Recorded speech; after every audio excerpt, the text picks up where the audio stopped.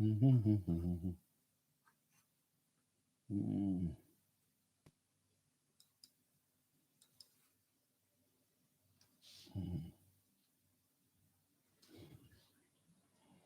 Mm.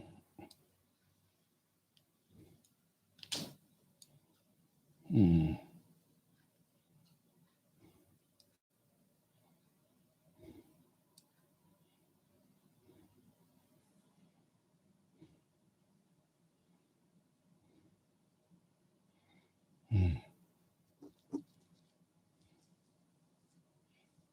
Mm. Mm. Let's see.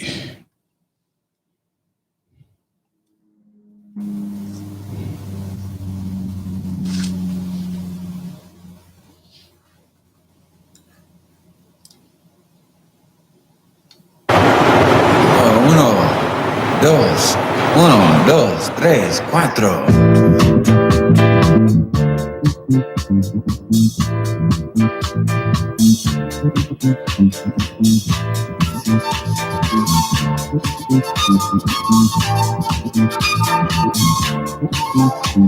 You see that black boy over there running scared? His old man in a bottle.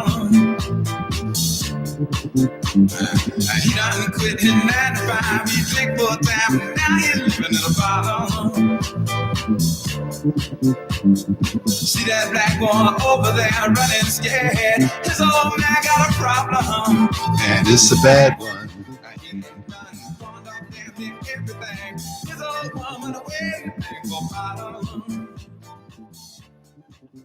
Okay, welcome, folks. Welcome back to The Reality Check with Charles Butler.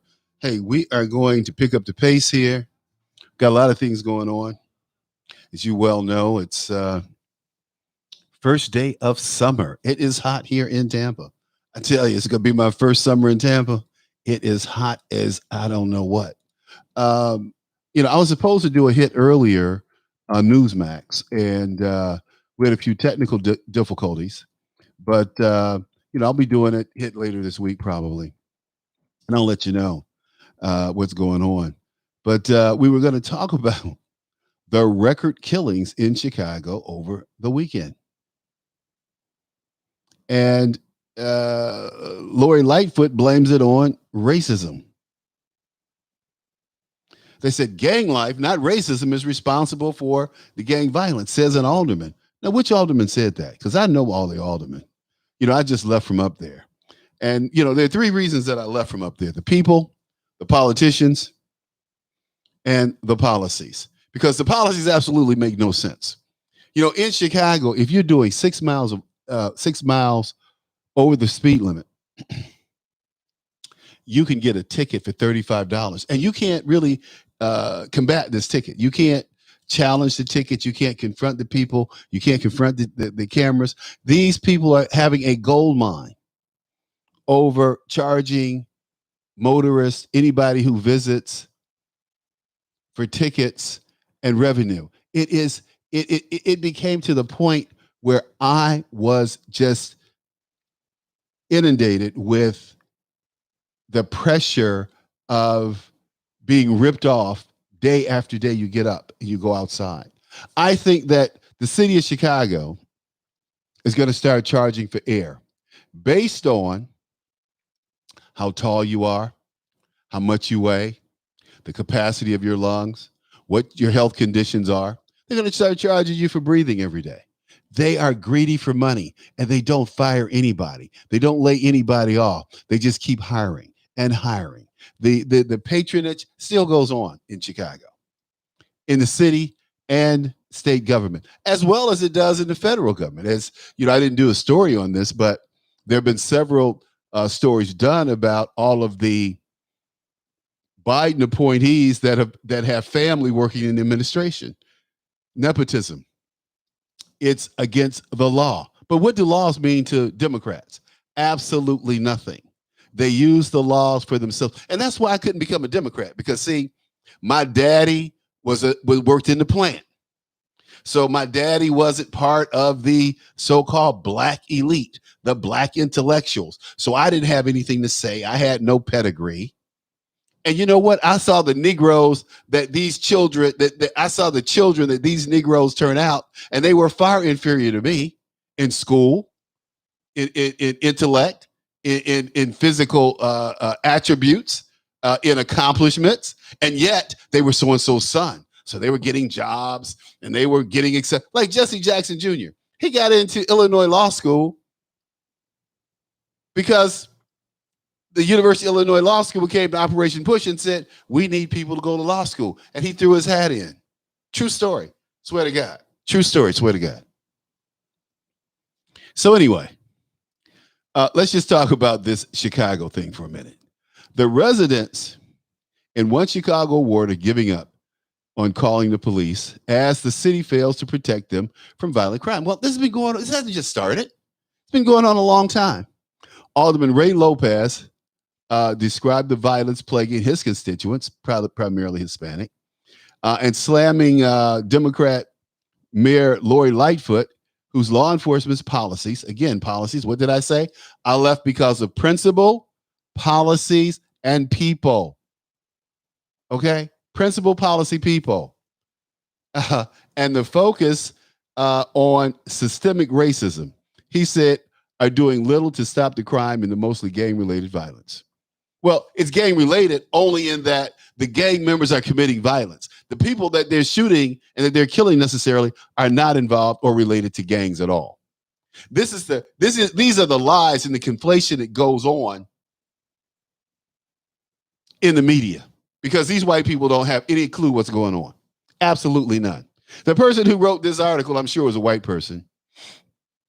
Jeremy Beeman. Don't know if he's white or black, but I tell you this sounds like it's written by a guy who was not in the hood, who doesn't know anything about black people, and certainly doesn't know anything about Chicago violence. So, Lightfoot declares racism as a public health crisis. Now, this is a woman who goes home to a wife who's white. This is a woman who goes home to a wife who's white, and she declares that racism is the impetus and the issue behind the violence in Chicago. She's a lie. In fact, she's a damn lie. This hasn't just started, this violence in Chicago.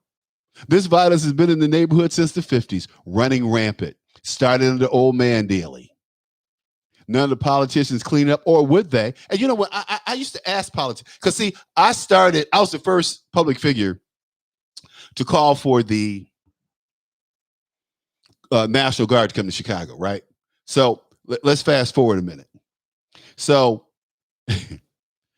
Father Flager and all the other community leaders came out, tried to protest me. Charles Butler calls our young black men urban terrorists. Well, the urban terrorists are young black men. See, that's the twist on it. Charles Butler calls our young men urban terrorists. Well, yeah, they are urban terrorists. Young black men are urban terrorists. They just want to call domestic terrorists. They changed my words, but the bottom line is I'm talking about urban terrorists. I'm talking about black men who commit crimes against other black people. They're not going outside the community. They're not going outside where they throw their little tennis shoes up on the telephone wires and stuff like that. These are cowards. These are cowards that are allowed to exist, roam streets, and shoot people randomly because the police don't care. The police don't care about the people. So this is my thing.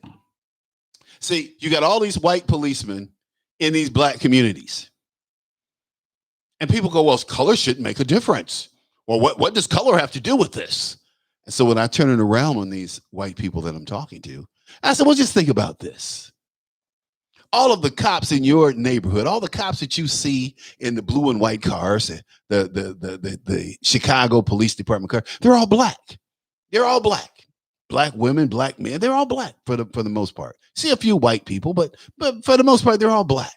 And they're stopping people for traffic violations and crime and whatnot. And they're policing your neighborhood. How would you feel? And to a person, they all stop and say, dang, that's something. Because I say, hey, stop. Think about it. Envision it. Every cop car you see, not a white face, not a big white dude with a mustache, and he a big Irish guy. He's a real cop. He's a black guy. May look like Urkel's dad, but he's black. How would you feel? And they go, that would make a difference. I said, but you're not racist. I would not call you a racist. I would not define you as a racist. I would not define you as a bad person because you find this different. And you find this just normal. We live in America. Race is an issue in America, people. We can't run from it.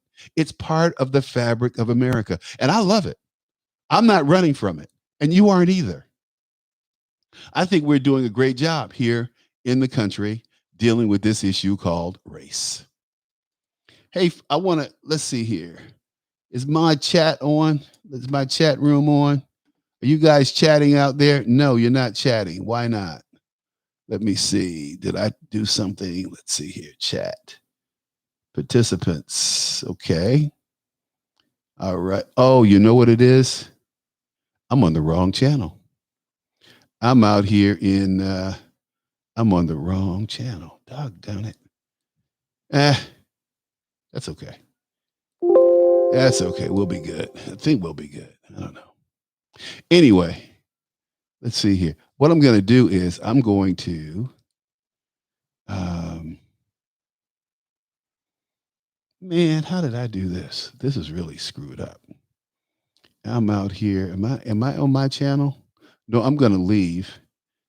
But I got to be on my channel. Let's see, switch